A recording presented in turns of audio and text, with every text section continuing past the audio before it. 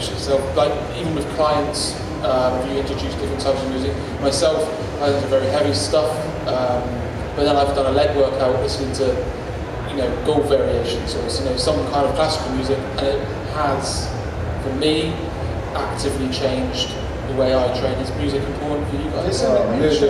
Music's an energy, it's a vibration, yeah. So in the gym I like to have something high energy music. So most of the time when I was training I had rock music, you know. Now sometimes we have house music in the gym, but definitely no classical music. I mean, that's good if you want to have a bath or something, chill out, you know, get some candles, but definitely not in the gym, no. Well, I would like to put that to Kris, because I know what kind of answer you're going to get to, because I'll let you speak. Because when I go to the gym, I like to go to a completely different place. You know, I got the blinkers on, I don't want anyone, like, people think I'm an arsehole in the gym, I'm sure. You know, I don't want anyone outside the gym. Yeah, true. I'm even more of an arsehole in the gym, and I don't want anyone to approach me, I don't want anyone to talk to me, I don't interact, I'm not a nice person. I just like to go, you know, to that dark sort of place. And, you know, some dark music definitely helps generate, you know, that purpose.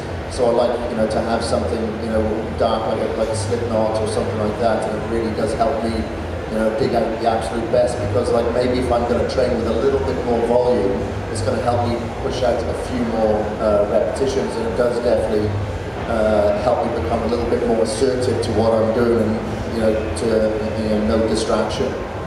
Yeah, and I mean, I'm just going to top on that, is that I think I heard Dr. Jim Stepani, who's friends with Kris, yesterday say that he is actually currently doing research and a study on the correlation with music and hypertrophy.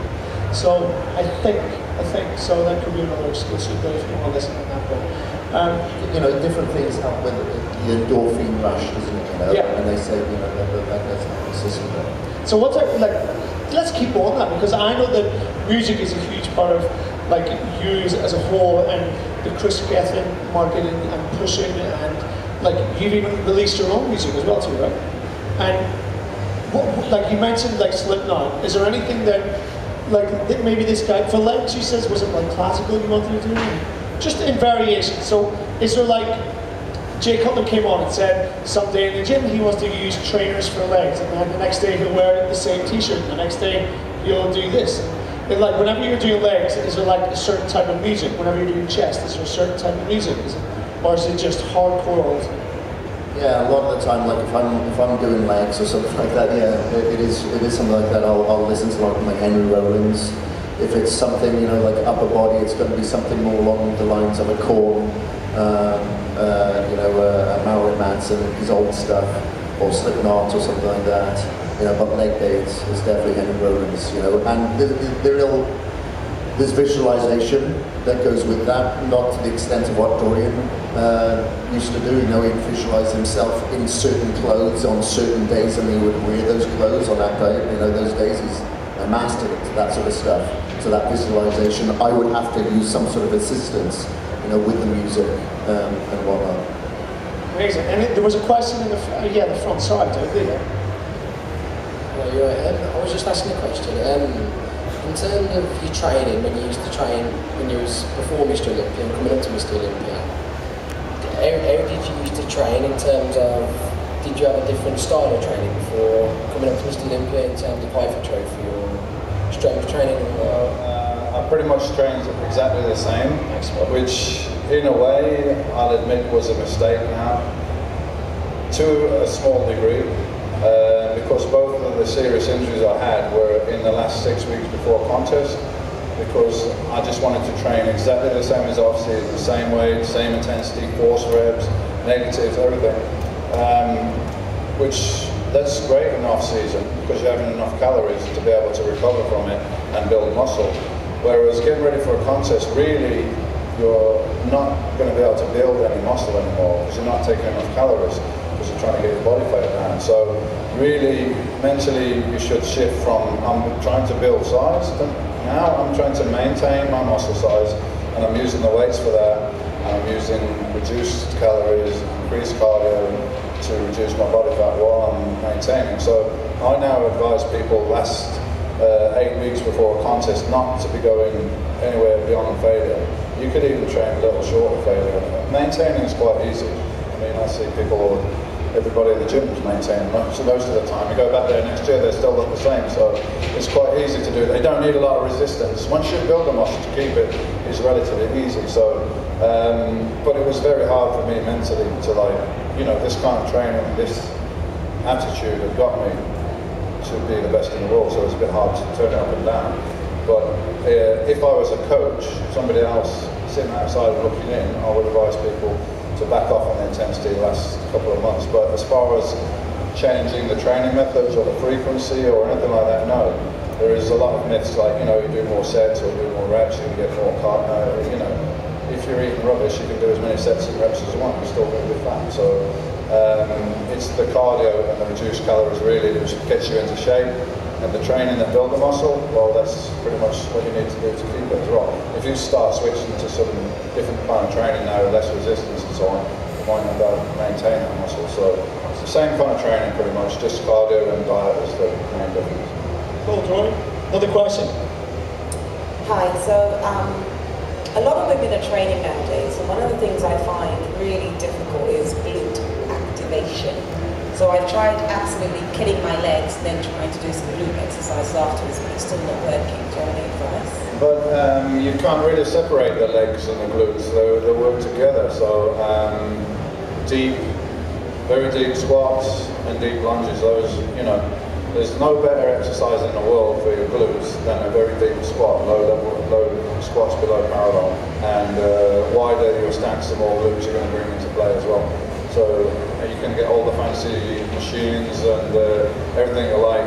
Nothing's beating that exercise. If you squat down to the floor, you're going to build your ass. So that's what you're talking about, activating the glutes. Yeah. Kris, what would you say on that? Because I know you deal with a lot of female clients in Mumbai, Bali, yourself, just generally. But you said that you train legs and then glutes, so I'm assuming that maybe you do leg extension, hamstring curls or whatever, and then you do glutes? Yeah, so maybe you need to do your glutes first, you know, do your deep squats, do your leg presses, do your lunges first. Don't do your isolation, don't pre-fatigue first. Do those compound movements, forget about your isolations, don't even bother with them. You know, if you're doing any cardio as well, forget about your walks, forget about your runs. If you've got any, like, if you've got a stepper, if you've got a Stairmaster available, if not, just walk up and down the stairs. Do walking lunges as part of your cardio as well. The more blood flow activation that you can get through your glutes as well, that's only going to help. Cool. We've got time for one more question. Oh, there he is. Wearing a Cage Muscle t-shirt in the back. I wonder who owns that t-shirt, dude. Nice t-shirt, buddy. Give us a twirl. Yeah. Hey. By the way, that's Cage Muscle Kris Gethin's t-shirt, in case you didn't know. It's really weird. Yeah, that's actually a question for Kris. You've got Gethin gyms coming out soon. How is that going to be different from the hundreds of other clubs and up and down the country? What are you going to offer that's going to be different? The main thing is going to be the infrastructure of the place, you know, the trainers within it. You know, I'm traveling the world, you know, I get a little bit pissed off when I see a lot of the members are in better shape than the actual instructors, and a lot of the instructors are just sat around doing nothing, and rightfully so. They're not recognized. Maybe they're not educated enough to be recognized. So I want to make sure that every trainer that we put in there are the absolute best, whether they be transformation specialists or specific to any particular niche. And you know, they are recognized, and you know that they are as accountable to their clients as they're going to be as accountable to the master trainer, and the master trainer is going to be as accountable to me. You know, I want to make sure that, you know, that infrastructure is the best infrastructure that it could possibly be. I want to make sure that, you know, it's a very unique architectural design. It'll have like a military feel within it, but it's not going to be so imposing for like beginners or women. But, you know, when you're in there, you'll know you're in there for a tough workout, you're there for results, you're not in there to socialize. And you know, I'm going to make sure it's got the very best equipment in there, you know. It's going to have, you know, I can't disclose what equipment it is right now. I just went and did a deal with the guys a couple of weeks ago. but it's going to have the very best equipment in there as well. And more so than anything, it's just going to have a network from gym to gym to gym, where there'll be competitions within, there'll be recognition within, and there'll just be a lot of accountability. The software, there'll be a high-end software design in there with the apps as well, and all linked up. Right, so unfortunately, you guys have to be elsewhere, man. These are kind of like busy people winning all these Olympiads and like being back on the DIY stand if anyone wants to come by for autographs and check the products out and so on. Is there anything you want to say, like finally, like to the followers, the fans, the people that kept it going all these years? Is there anything that you just want to say? Just thanks for coming here and supporting Bodypower. Hope you're going to be back next year, and hope you're having fun and enjoying it. Chris, I know you've got thousands upon thousands of followers. No, exactly the same sort of thing. This event is, as you all know, I'm not telling you anything you don't know. This event is nothing without you guys. And Nick, the organizer, was just telling me that the numbers this year is just absolutely trumping the numbers last year. And for the UK phenomenon, because this event didn't even exist like 6 years ago, and like Dorian was saying, people didn't even know what bodybuilding was back then, and people didn't even know just so many years ago that Mr. Olympia was coming out of from Birmingham. So to see this growth within this country is absolutely phenomenal, and just continue to inspire and tell your friends. And as you know, you don't have to be an absolute hardcore fitness enthusiast to come and enjoy this event, So thank you very much, and I'll see you all next year. Well, let's give them a round of applause.